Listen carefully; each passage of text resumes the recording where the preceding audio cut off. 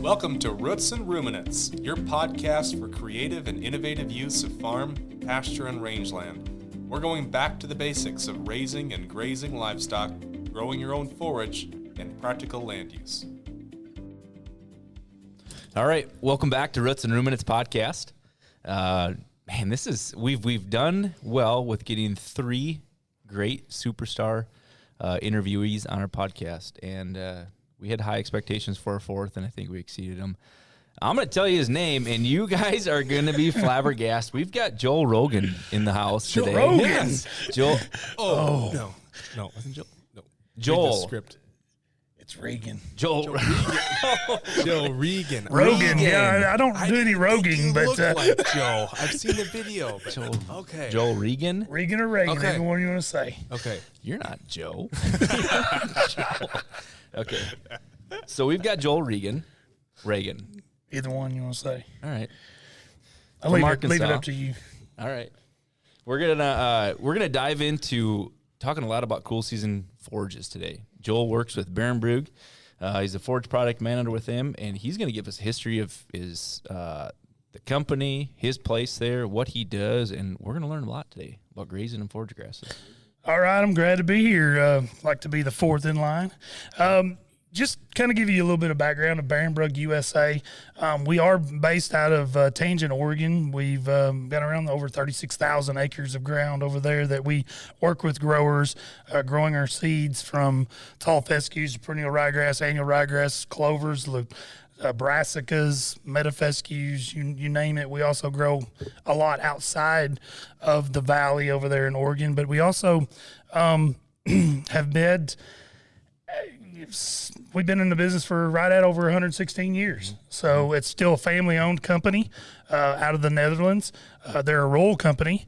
So we're owned by the Barenbrug family. We have a holding group that manages us. We're on 6 continents.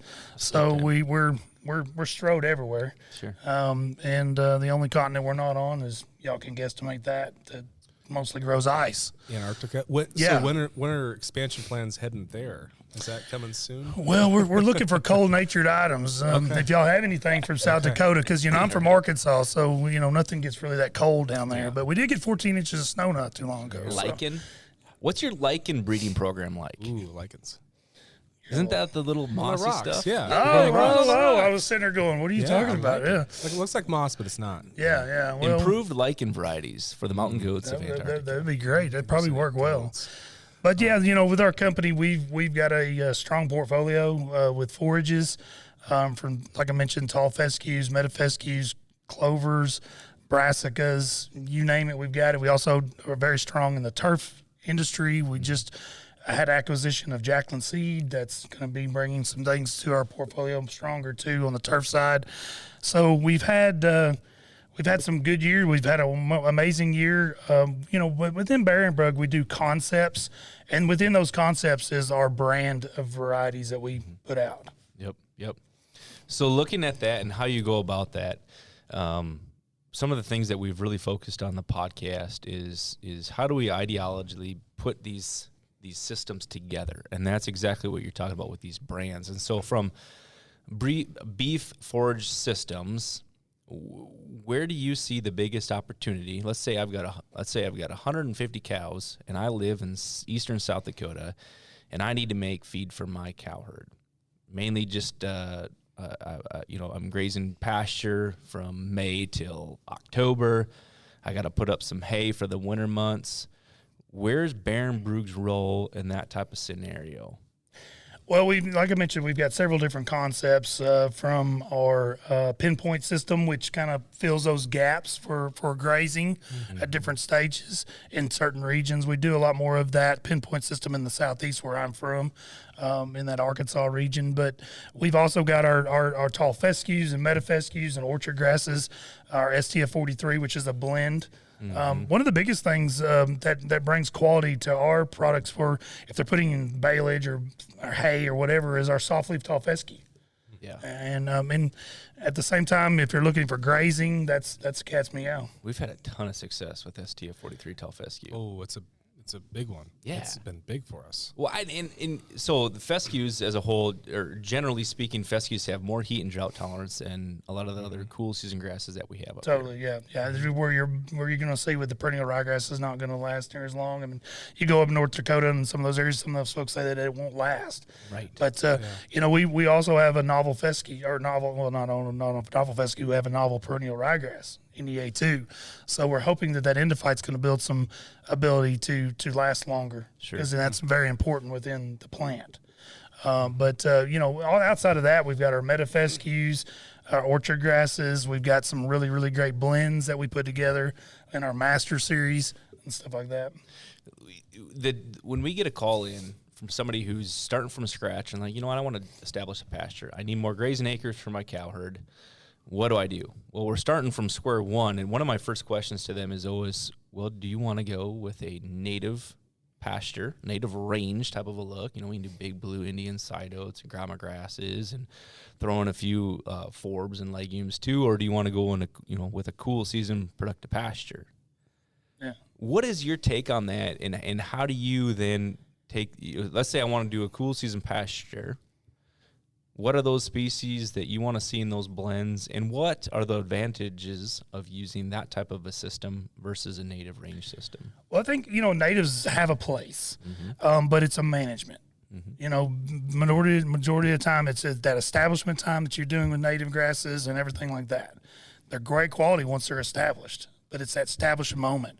And if you can look at these more conventional products like tall fescue, metafescue, orchard grass, perennial ryegrass, things like that, there's that opportunity for you to fill those gaps, and you can still utilize both. I mean, it's kind of like having a tool in your toolbox. You're utilizing in different forms and fashions. And I think that every operation's a little different. And I think that's what's nice about Milburn Seed is y'all are able to do recommendations based on those things that they need. There's no set way.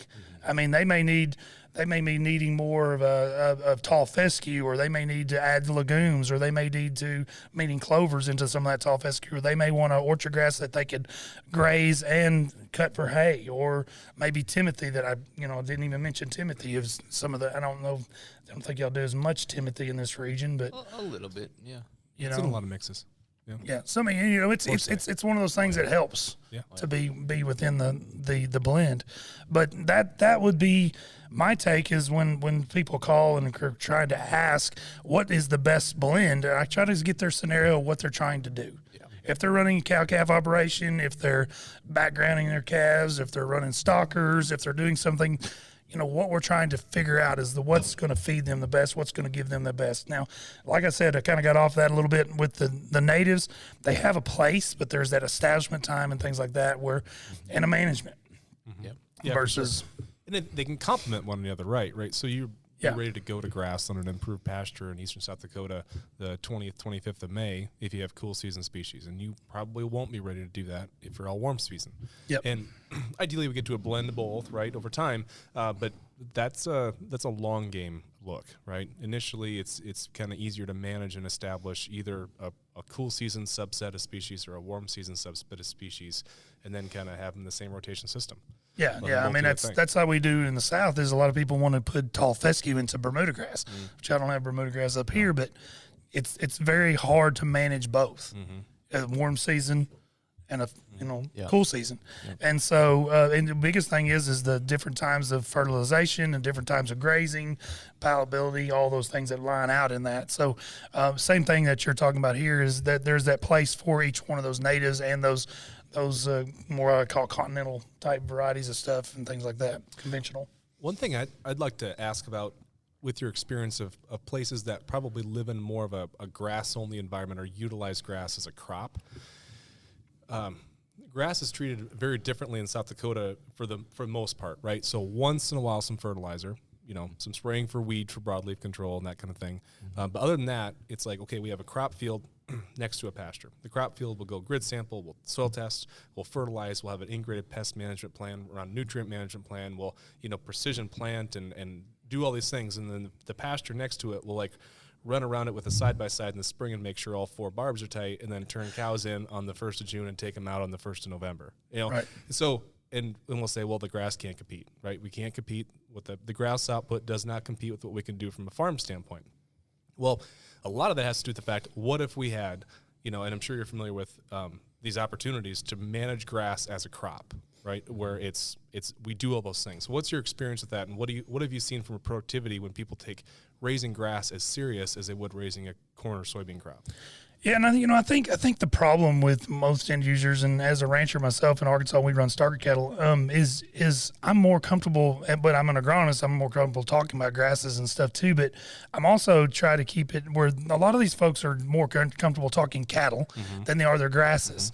And then their farming was always their backbone, so they had to kind of manage for that. Well, if they'll just take and just for example, I was on a farm 2 days ago, and the gentleman had basic annual ryegrass, and you could tell where he had put some nitrogen, he put some phosphorus, and things like that. But he also didn't have any on some other areas, and that made a big difference. And I showed him, you're missing the boat here for utilization. So I think that one of the biggest things is pulling those soil samples, figuring out what that grass is going to do, doing more rotational grazing. I'm very big in rotational grazing. I think that makes a big difference. Do not take that canopy down too short. Leave it 3 or 4 inch stubble height so you can get that flush back of growth. But I think that, that's what you see with a lot of folks is they're managing their row crop a little more strongly than they are their grass pastures. And there's a moneymaker there if you can manage your grasses and get those gains. Well, I think that's kind of a theme that we've had so far in this podcast. Is it's still got to be that whole systems approach to your management there, and it's not just focusing just on turning the cows out and focusing just on the cows themselves and expecting productivity to happen without actually take care of that whole system. And so, yeah, what you're saying is through rotational grazing and leaving some residue, we're going to have a healthy carbon cycle. Then it's feeding our soil. And obviously we've got some nitrogen from that organic matter that's decomposing. And if you're grazing and moving, you've got, good manure distribution, and that all works together in one whole system. And I think, I asked that question earlier about comparing the native system to a cool season introduced system.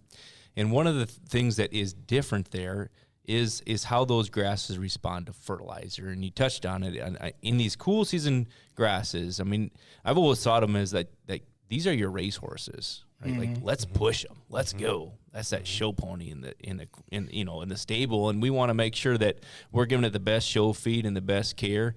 So it performs real well on show day. Your natives, boy, that's that old stud that just gets the job done year after year, reliable as heck. You don't really have to worry about it so much because it's going to perform how you expect it to perform.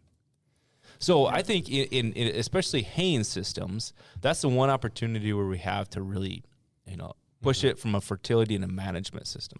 And that's the other thing. I think that, what I see in talking to people is hay is considered a bit more of a soil health crop, right? Much more than, annual cropping and doing tillage every year. But you're still taking a lot off the land, and you're not putting anything out there, right? It still needs fertilizer. It's not the same as grazing in a rotational manner and depositing manure right back in the land. So even though it seems like, okay, it's more, healthier for the soil to keep the ground covered and take hay off, like, you got to fertilize it. Yeah. Like, it's got to be fertilized. Yeah, and there's some numbers out there that'll show that how much potash, how much phosphorus, how much they're taking off, and you're not applying that every 30 days or whatever you're cutting. It makes a big difference. And a lot of people don't realize that. And then you're not pulling the soil sample, so you don't even know what your ground's calling for. I mean, nobody's soil. We talked about this, like, anybody soil sample pastures? Like, not really. we do. Well, it's no different in the Southeast than it is here. Then that's for sure. Yeah, but and so in eastern South Dakota, and similar for a lot of this region up here. We have some native rangeland, but we have a lot of pastures that were replanted back, maybe after the 30s, maybe in the 80s, somewhere in there, planted back to mostly cool season grasses. My guess is that a lot of those are phosphorus deficient, especially, and that's not going to cycle back in. They were probably phosphorus deficient when they got planted back to grass 20, 30 years ago, or 10 years ago. Or even now, if you're planting establishing grass, you don't think of trying to recorrect your balances on some of those, nutrients that stay soil stable before you do it, because who's going to put a bunch of money into raising a grass planting, especially if it starts out as CRP or starts out as some kind of program. And if we don't fix the phosphorus program, it doesn't fix itself. Like, it's one of those things. Like, yeah, we can get nitrogen from legumes and that kind of stuff. But I mean, if you mine the soil, if the soil's been mined for phosphorus, your only choice is to go to a mine that has phosphorus, like in Western Sahara, and bring it to your field. And there's no other way to fix that real well.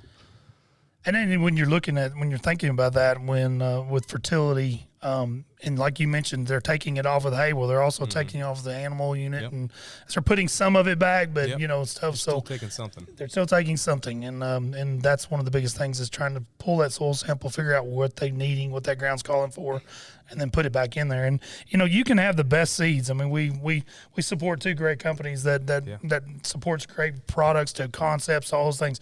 They can do all these things that we show that we've done in trials and all the things, but if you don't manage it by putting the fertility and doing those things, nothing's a silver bullet. Nothing. And so neither of those natives or anything else that's kind of your backbone. So I think that's pretty important to remember. And then we were looking at these concepts that Barenbrug brings about, is we're trying to come up with ways to get the consumer, which is we're trying to be more customer centric, to find out exactly what they do. We're a seed company, but what else can we do for the industry? For, like we're talking on these podcasts, is fixing nitrogen, or fertility and grazing styles and all these things that you're talking about outside of the window of just seed. Right. So that the end user, because that's what he has to know. Oh yeah. Yep. I had an idea. Can I share an idea? Yeah. I had an idea this spring. I was going to share it.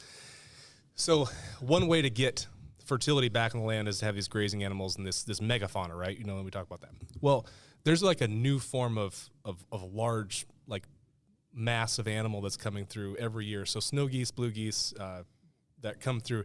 There's now like 30 million geese that come through the flyway of the James River Valley every year.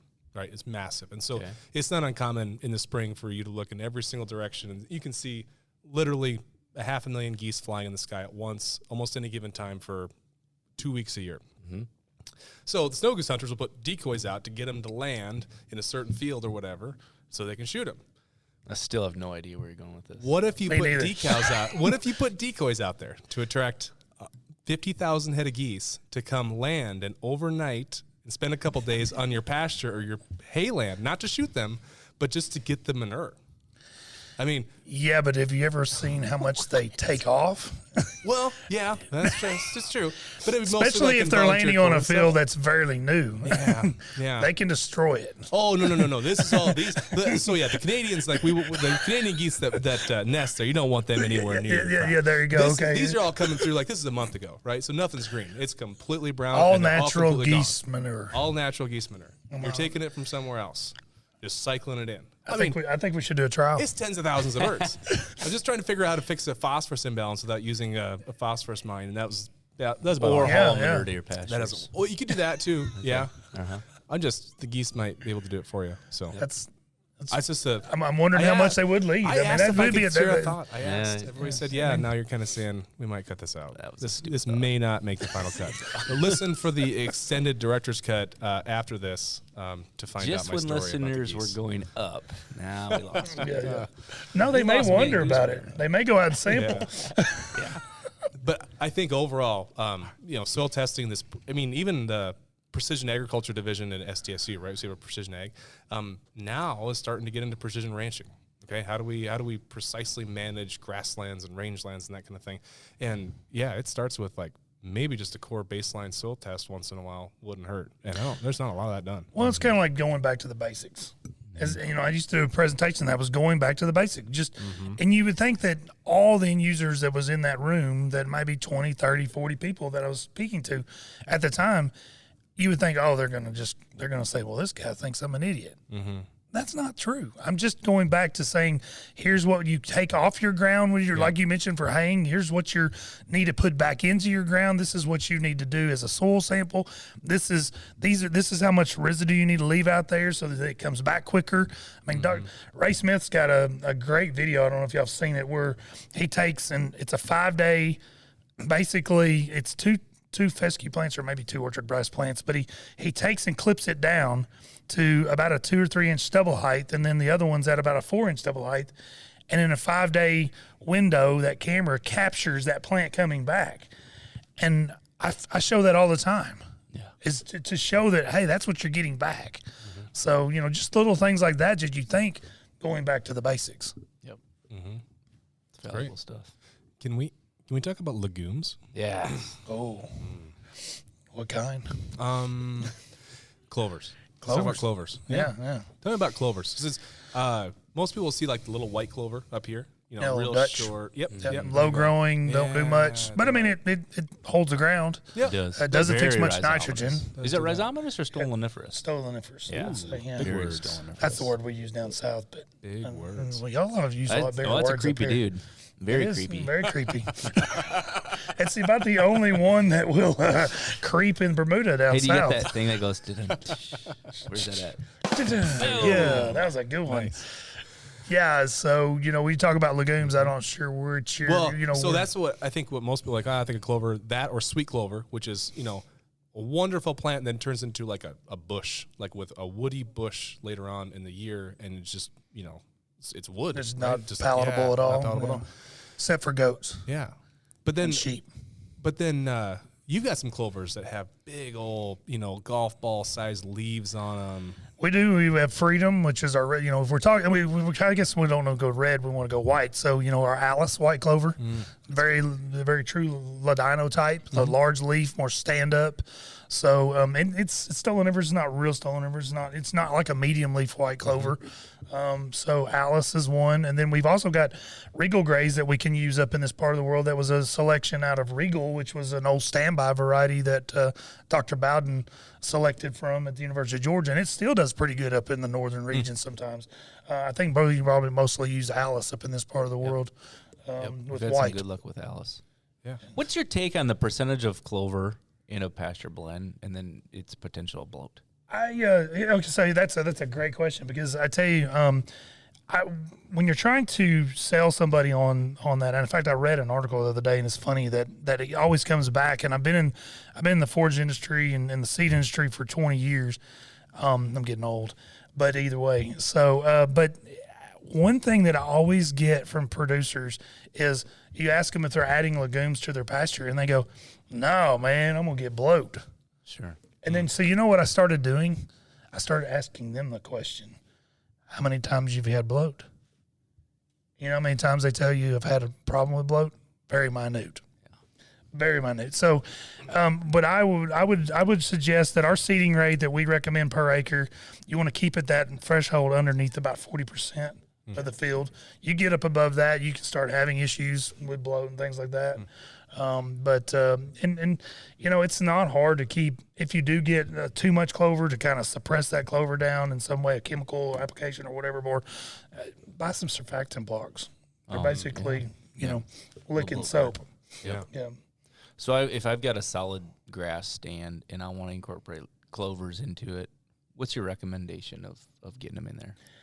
Well, there's several different ways, and we, you can kind of frost seed in the spring, or when the heaving of the ground, the freezing and thawing of the ground, or you could go, and I guess up in this region you can kind of go in August, sometime in that, to plant some too. I mean, down in the South we're just mostly fall. Okay. Fall planting, September, August, somewhere in there. We don't really do anything because we don't get the freezing and thawing, honeycombing of the ground. Yeah. But you want to take that canopy off, and you want to get that good seed to soil contact, and then you want to then you also, one thing that a lot of people don't realize is they don't want that grass to start flushing and that seedling trying to get light, and then all of a sudden, hey, I ain't got no stand. Well, I wonder what happened. Well, you go out there and they're knee deep in grass. Yeah. So you want to keep that canopy down. I'm not saying graze it down to the crowns of the plant, but just take it down so that seedling has light so it can get established. Because, perennial clover is going to put down a good root system before they put their first flag leaf up. We have had a lot of success with frost seeding clovers. Yeah. Trying to do them in November, December time before we catch a snow, get that seed out there and let it have a fighting chance before that spring flush of grass really takes off and competes it.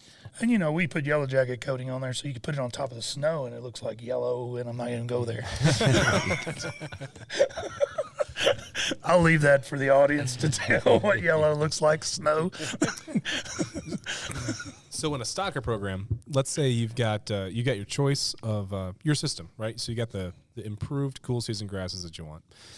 you've got the clovers that you want out there. You've got the time of year, temperature-wise, in Arkansas that you want, where it's not too hot, it's good gaining weather. What can you do, and how big can you take those yearlings before you kind of need to get them to a feed yard because they're stalling out? What's that look like? In our part of the world with the stockers, we're typically we're going to carry them all the way up until about November. Is about when we start running out of grass and things. And then, but if we've got some cool seasons and we can extend into early spring, we're usually probably May, and then we're having to ship because in May we're starting to get pretty hot.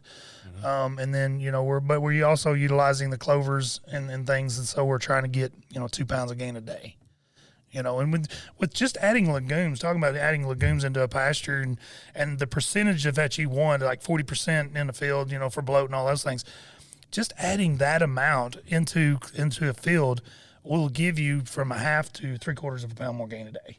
That's huge. Half to 3/4 pounds. So do the cowboy math, because I like to do cowboy math. I'm sitting here, they can't see my big hat, but so if you think about it, just take another half a pound of gain a day at $1 a pound a day. It doesn't take long to pay for the clovers. No, not at all. Do you think that there's an opportunity to develop mixes, grasses with higher sugar content, more starch, more punch that get us closer to, because corn hit like $7 yesterday up here in South Dakota, which means down there it's probably over $8.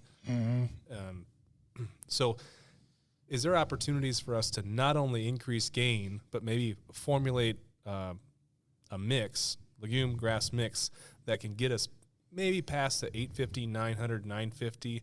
Can we get that bloomy 1,050, 1,100? Or what have you seen for guys doing out there that are kind of pushing the limit to go as far as they can go, towards the finishing stage before you really say, I'm going to need some starches? That's a good question. I mean, you get in that threshold of when you're truly trying to put that gain on those cattle and trying to do those forages. You better have something that's got high crude protein, and they better eat it at the right time, and they better be utilizing those legumes to get those type gains and things. So that's a loaded question. I mean, there's lots of everybody would like to know that, because especially when you're getting those robust animals and you're right there on that verge. Well, maybe the question should be, what are you doing for the grass beef systems that are trying to put on gain on, when they hit 1,100 pounds and they're trying to push them? What is your answer for those? Or, is it the ryegrass system then that comes to play, more brassicas? Or we work a lot of those folks, the 4.6s and some of those cactus feeders and a bunch of those, and they use a lot of our Stockmaster Master Series, which does have perennial ryegrass, tall fescue, meadow fescue. So it's a blend, and they are utilizing that under pivots, and they are getting some monster gains. I mean, they're doing really, really well. So they've kind of figured out exactly that blend is giving them that in its different stages of the maturity of the plant, that they're getting the gains that they want. Sure. So it's pretty important. There, I think you just hit a very important part. The stage of the maturity of that plant is going to dictate I'm glad quality. I finally hit something. But that's so true with even if we dissect the cow-calf grazing systems that we have in the upper Midwest, and where we go from, when you really, if you spell this out or you draw out this map of your quality of grasses as they're coming up in the spring, heavy milking cows early on, and then we decrease the quality of our grasses when we're about ready to wean, and we've got these calves going down in terms of quality, what they're grazing, and the cow that's milking. That system. It's great. That hurts. It hurts. No, it's terrible. It's no, the exact opposite, right? and then so then actually when you do want to get your calves off, wean them, then you'll get your brome glass flush one more time, just for the cows, which are their lowest nutritional need of the year, can have a few nice bites to eat before they come off. Great. So are you not back grading those calves? Can you not background them for another 60 days and gain that? Well, that's a good way to keep those calves on an uphill nutritional plane, is to start creep feeding at that time. It's just an April calver, right? April, May calver, and then all of a sudden your dead zones happens in July, August. So it's a pretty early wean calf. You could put creep feed out there, but again, $7 corn. I'm guessing creep feed's not going to be real cheap. It's not real handy. Limiting agents, it's all the challenges behind that, right? Yeah. Plus, you start creep feeding in July, you're going to creep feed for 4 months. You're going to have a big creep feed bill. Yeah. But so agreed, and that's where it's like, okay, if you had the opportunity to create a system around that, if you already had the cool season established pastures, you'd want to probably tie into that another piece with warm season, either annual or perennial, just because you've got what you got over here before you can start shifting that over time or how to compensate for that. For sure. And are y'all seeing much up in this part of the world using crabgrass? We haven't. No. Seems like I-80s maybe the line of where we've seen crabgrass being used, but I think people would enjoy listening to how crabgrass can be used. Yeah. Forage Mojo crabgrass. Yes, sir. Yes, sir. Yes, sir. Well, and I do know quite a bit about that on the forage side for crabgrass, and a lot of people's like, oh, you want crabgrass? We've been trying to kill it for years, but forage crabgrass has done a wonderful job. Started as Red River as a variety with Noble Foundation, which is Noble Institute down in Armour, Oklahoma. R.L. Dyripple and them developed it back years ago. Started utilizing it in the Southeast. People started realizing that it has excellent forage quality. Its standability in the summer months. It likes heat. It doesn't take a whole lot of fertilization. So as we went through that, I took on the role as product manager, as Mojo became our product. And Mojo was a coated Yellow Jacket Red River. And then as we progressed, we did license a variety called Impact from Noble Foundation, which is a selection out of Red River. And now we're putting it into our Mojo brand. And when you look at it, you can get 1.5, almost over 2 pounds of gain a day. Okay. 1.5 to 2 pounds, easily bumping. And they're doing it down that part of the world where even in the West Texas and some of those areas where they're grazing wheat and things like that, and they're coming off of wheat, they come into crabgrass. And it's doing a wonderful job. So that's kind of wonder how it would do if you've got enough months in the summer to utilize that. That's an excellent choice to put in for summer grazing. So it's taken the wheatgrass yearlings to the next level on Exactly. crabgrass, right? It's Exactly. extending the time that they can be a yearling. And Twain Butler down there at Noble Foundation, he did it on his own farm and some other operations where he showed that transition and continuously getting those over 2 pounds of gain a day.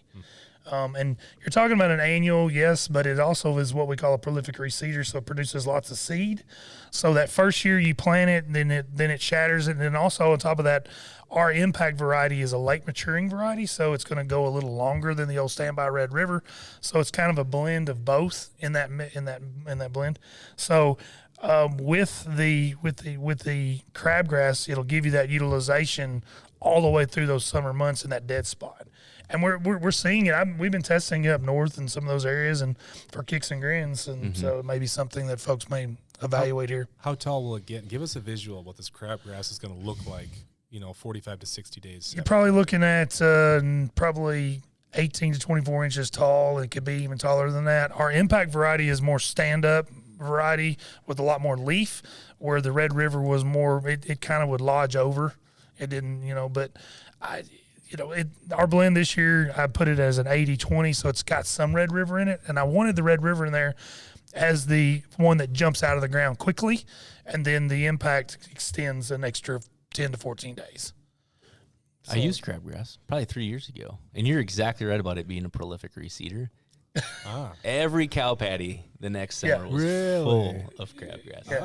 And so a lot of folks are thinking, well, I'm going to plant an annual. I'm going to spend this every year, and I'm putting it in my budget. But typically, you plant it that first year, you get some. You may want to that second year maybe scratch the ground just a little bit. That's and what add a little more seed. Should have came back and drilled those cow scratch patties. it. Just scratch the ground a little bit. Spread about 5 million seeds per patty out. Yeah. Do you still have crabgrass? No. Okay. It's a 1 year thing. So when you did that, did you how much utilization did you get? 2 to 3 months, or was it? So I used it in a blend. It was like a midsummer grazing blend is what I wanted for. Planted peas and oats, hayed out the peas and oats, came back with a mixture of Mojo crabgrass, put in some sorghum sedan grass along with some grazing brassicas, and then grazed that late summer, got off of it, let it regrow, graze it again in the fall.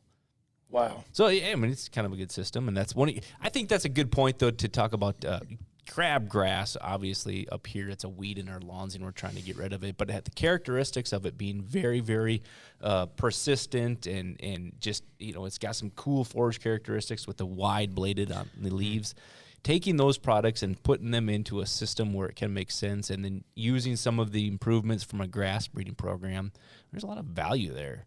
Yeah, and then, we touched base just a little bit when I was a little bit rusty on the mic. But when we look at Barenbrug, we have 26 plant breeders. So across across the world, and one of the things that we're doing, we're always trying to look for improvements.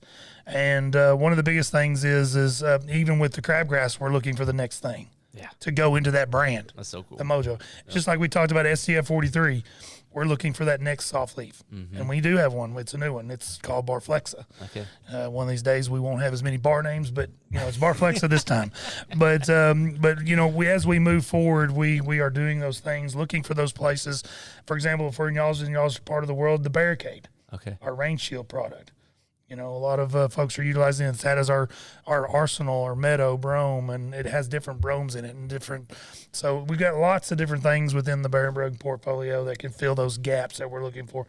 But like you said, with the crabgrass, it's an opportunity. Mm-hmm. When we're looking at, a lot of folks use teff grass, for mostly haying and things like that. But that is a good summer annual. I wouldn't typically say that you want to graze it, but we are looking right now. We're looking right now for some that are deeper rooting. Mm-hmm. Well, I'm passing secrets out. So we can have something that graze. Coming soon. Couldn't you see some crabgrass and teff together? Wouldn't that be a good combination? You increase that seed size too. Yeah. Just coat it. Well, that's what we do. 18 times. So one of the other things I wanted to touch on is what you see in like the livestock systems throughout the country. Obviously, you live in Arkansas, and we're in the upper Midwest, and you get to see the broad spectrum of livestock grazing systems or forage systems throughout the United States. One of the things that we see, obviously, going on here in the retail world, especially, is more hobby farms, more homesteaders. And this gap spreading from the small size person that has 2 cows, 1 pig, a milking dairy cow, and 2 hens and a rooster. And then we've got, forgot the cat. And then the 1,000 head dairy operations and the 500 cow calf operations. There is a big time gap in between those operations, the people that are operating those businesses. So where is your fit with getting grass genetics and fitting their needs from both sides of that? Well, and it's kind of interesting that I did a presentation not too long ago, and it was, I believe, if I can remember, is 88% of the U.S. person has 1 to 50 acres that are trying to do some type of a large percentage of that small operator. And we have to reach out to those too. As we do, we also reach out to those large operators that you're talking about, 1,000 head, 500 head, things like that. But I think that as we're moving forward, we're trying to come about with products and things that will work for them, because they might not be managing as well as they should. I mean, I did some quarter horse congresses years ago, and I would always get those people, hey, raise my hand and say, I've got 10 head of horses on 2 acres. And the first thing I'd say is sell horses, but so 3 to 5 acres per horse, and they'd be like, "Oh, I can't do that. That's my riding horse." But either way, I mean, I think that we're as we're moving forward, we're looking at products and varieties that persist and take less water and all those quality things that we're looking for environmental issues and things like that people are pushing out there, so that people realize that we are trying to meet the demand of what we need in the country. Yep. So it's a big net, though. I mean, you think about it. We've, in the past month or so, 2 months, we've loaded up grass seed in semi-trailers, right? Like a bulk grass seed order that filled up a semi-trailer, as well as a 2-pound, 3-pound package of a pollinator mix that covers less than an acre, shipped out in UPS and essentially an envelope. So it's anything and everything in between. Being able to get the right message, and it's a lot of the same products. Oh yeah, totally. And I think when you start, and what's amazing is to watch some of these smaller operators become larger operators. And and what's neat to see is they are managing their ground. They are trying to do those things to do that. And so, and it also helps us in large industry to, for those folks to be supportive. For sure. Yep. I hear you. Well, that's good stuff.